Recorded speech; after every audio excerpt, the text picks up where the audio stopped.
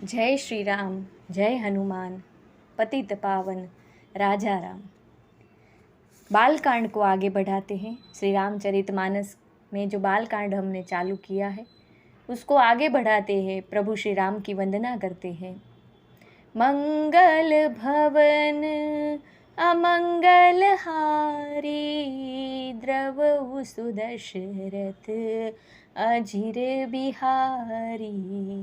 सीताराम चरित अति पावन, मधुर सरस अरु अति मन भावन। राम सिया राम, सिया राम, जय जय राम। प्रभु रामचंद्र के चरणों में वंदन करते हैं, माँ सीता जी के चरणों में वंदन करते हैं। सिया रामचंद्र भगवान की जय। श्री गणेशाय नमः, श्री सरस्वतेभ्यो नमः। गोस्वामी तुलसीदास जी को वंदन करते हैं, सारे गुरु को वंदन करते हैं और बालकांड को आगे बढ़ाते हैं। नाम प्रसाद शंभु अविनाशी, साजु अमंगल मंगल राशि। सुख सनकादि सिद्ध मुनि जोगी, नाम प्रसाद ब्रह्म सुख भोगी। यानी नाम ही के प्रसाद से शिव जी अविनाशी है और अमंगल के वेश वाले होने पर भी मंगल की राशि है। सुखदेव जी और सनकादिक सिद्ध मुनि योगी गण नाम के ही प्रसाद से ब्रह्मानंद को भोगते हैं। नारद जी ने नाम के प्रताप को जाना है। हरि सारे संसार को प्यारे हैं, यानी हरि को हर प्यारे हैं और आप श्री नारद जी हरि और हर दोनों को प्रिय है। नाम के जपने से प्रभु ने कृपा की, जिससे प्रहलाद भक्त शिरोमणि हो गए।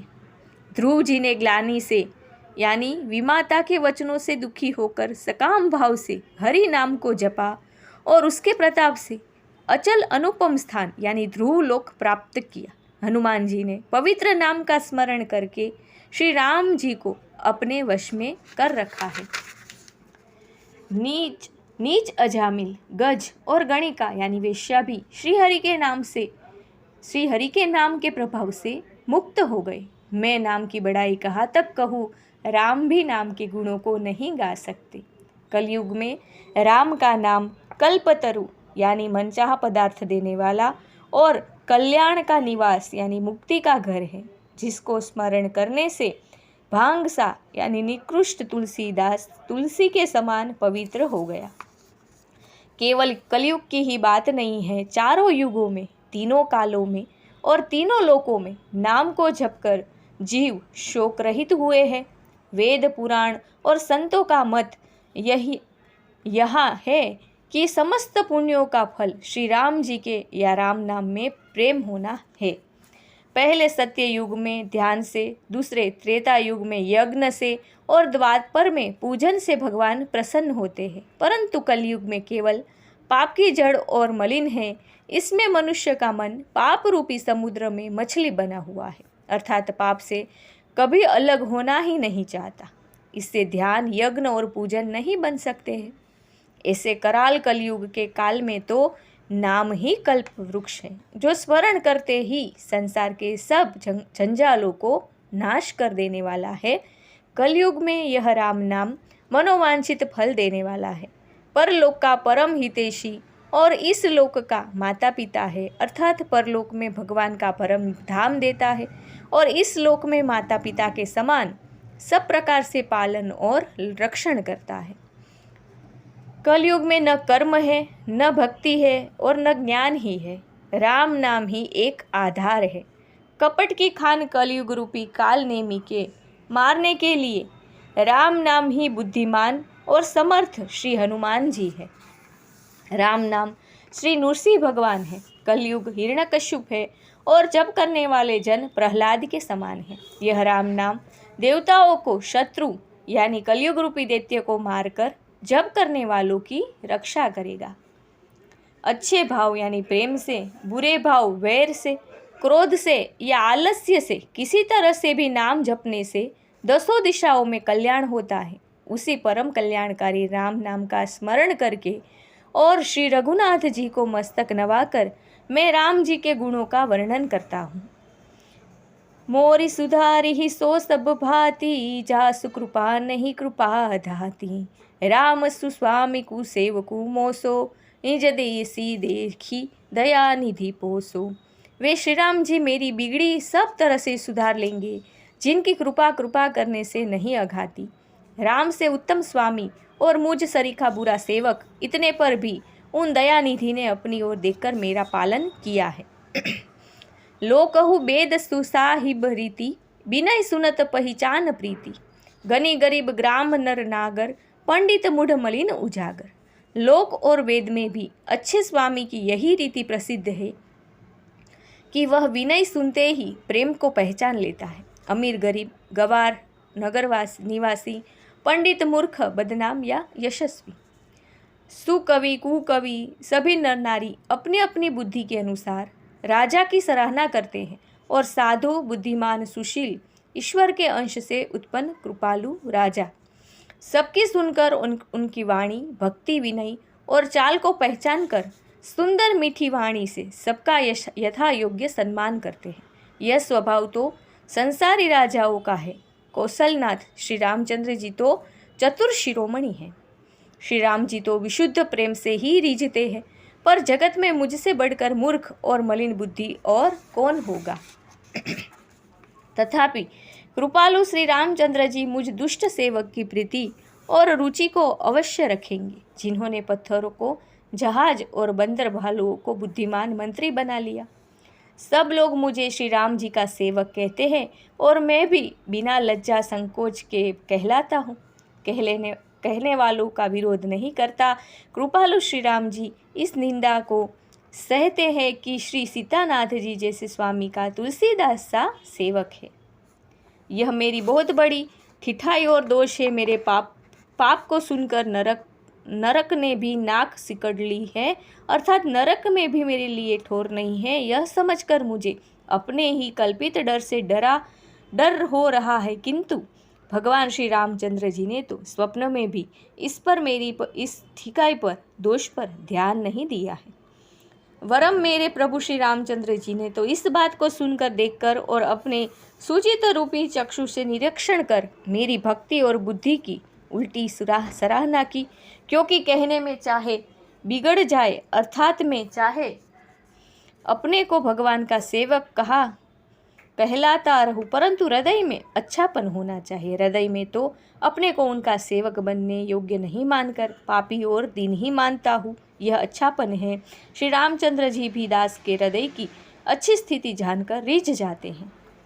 प्रभु के चित्त में अपने भक्तों की हुई भूल चूक याद नहीं रहती, वे उसे भूल जाते हैं और उनके हृदय की अच्छाई को सौ बार याद करते रहते हैं। जिस पाप के कारण उन्होंने बाली को व्याध की तरह मारा था, वैसे ही कुचाल फिर सुग्रीव ने चली।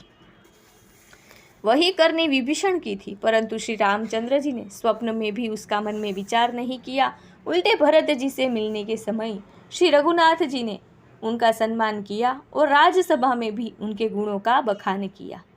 प्रभु श्री रामचंद्र जी तो वृक्ष के नीचे और बंदर डाली पर, अर्थात कहाँ मर्यादा पुरुषोत्तम सच्चिदानंद घन परमात्मा श्री राम जी और कहाँ पेड़ों की शाखाओं पर कूदने वाले बंदर, परंतु ऐसे बंदरों को भी उन्होंने अपने समान बना लिया। तुलसीदास जी कहते हैं कि श्री रामचंद्र जी सरीखे शील निधान स्वामी कहीं भी नहीं है। राम निकाय रावरी है सब ही को निक, जो यहाँ सांची है सदा तो निको तुलसिक। हे श्री राम जी, आपकी अच्छाई से सभी का भला है, अर्थात आपका कल्याणमय स्वभाव सभी का कल्याण करने वाला है। यदि यह बात सच है तो तुलसीदास का भी सदा कल्याण ही होगा। इस प्रकार अपने गुण दोषों को कहकर और सबको फिर सिर नवाकर मैं श्री रघुनाथ जी का निर्मल यश वर्णन करता हूँ, जिसके सुनने से कलयुग के पाप नष्ट हो जाते हैं। मुनि याज्ञवल्क्य जी ने तो जो सुहावनी कथा मुनि श्रेष्ठ भरद्वाज जी को सुनाई थी, उसी संवाद को मैं बखान कर कहूँगा। सब सज्जन सुख का अनुभव करते हुए उसे सुने।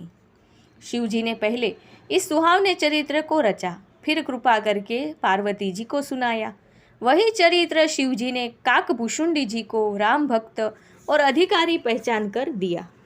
उन काकभूषणी जी ने फिर याज्ञवल्क्य जी ने पाया और उन्होंने फिर उसे भरद्वाज जी को गाकर सुनाया। वे दोनों वक्ता और श्रोता यानी याज्ञवल्क्य और भरद्वाज समानशील वाले और समदर्शी थे और श्री हरि की लीला को जानते हैं। वे अपने ज्ञान से तीनों लोकों की बातों को हथेली पर रखे हुए आंवले के समान जानते हैं और भी जो सुजान यानी भगवान की लीलाओं का रहस्य जानने वाले हरि भक्त हैं, वे इस चरित्र को नाना प्रकार से कहते, सुनते और समझते हैं। फिर वही कथा मैंने वाराह क्षेत्र में अपने गुरुजी से सुनी, परंतु उस समय में लड़कपन के कारण बहुत बेसमझ था, इससे उसको इस प्रकार अच्छी तरह समझा नहीं। श्री राम जी की गुढ़ कथाएं वक्ता यानी कहने वाले और श्रोता यानी सुनने वाले दोनों ज्ञान के खजाने पूरे ज्ञानी होते हैं। मैं कलयुग के पापों से ग्रसा हुआ महामूढ़ जड़ जीव भला उसको कैसे समझ सकता था। तो भी गुरुजी ने जब बार बार कथा कही तब बुद्धि के अनुसार कुछ समझ में आई, वही अब मेरे द्वारा भाषा में रची जाएगी जिससे मेरे मन को संतोष हो। जैसा कुछ मुझ में बुद्धि और विवेक का बल है, मैं हृदय में हरि की प्रेरणा से उसी के अनुसार कहूँगा। मैं अपने संदेह, अज्ञान और भ्रम को हरने वाली कथा रचता हूँ जो संसार रूपी नदी के पार करने के लिए नाव है। राम कथा पंडितों को विश्राम देने वाली, सब मनुष्यों को प्रसन्न करने वाली है और कलयुग के पापों का नाश करने वाली है। राम कथा कलयुग रूपी सांप के लिए मोरनी है और विवेक रूपी अग्नि के प्रकट करने के लिए अरणी यानी मंथन की जाने वाली लकड़ी है। अर्थात इस कथा से ज्ञान की प्राप्ति होती है। राम कथा कली कामद गाई, सुजन सजीवनी मुरी सुहाई। सोई बसुधा तल सुधा तरंगिनी, भय भंजनी भ्रम भेक भुअंगिनी। राम कथा कलयुग में सब मनोरथों को पूर्ण करने वाली कामधेनु गौ है और सज्जनों के लिए सुंदर संजीवनी जड़ी है। पृथ्वी पर यह अमृत की नदी है, जन्म मरण रूपी भय का नाश करने वाली है और ब्रह्म रूपी मेढकों को खाने के लिए सर्पिणी है। रामचंद्र भगवान की जय। श्री राम जय राम जय जय राम। रघुपति राघव राजा राम, पतित पावन सीताराम। बोले रामचंद्र भगवान की जय। सियावर रामचंद्र भगवान की जय। पवन पुत्र हनुमान की जय। जय जय श्री राधे श्याम, जय जय श्री सीताराम। वापिस अगले बालकांड के अगले पड़ाव पे मिलते हैं। तब तक सबको जय सिया राम, जय हनुमान।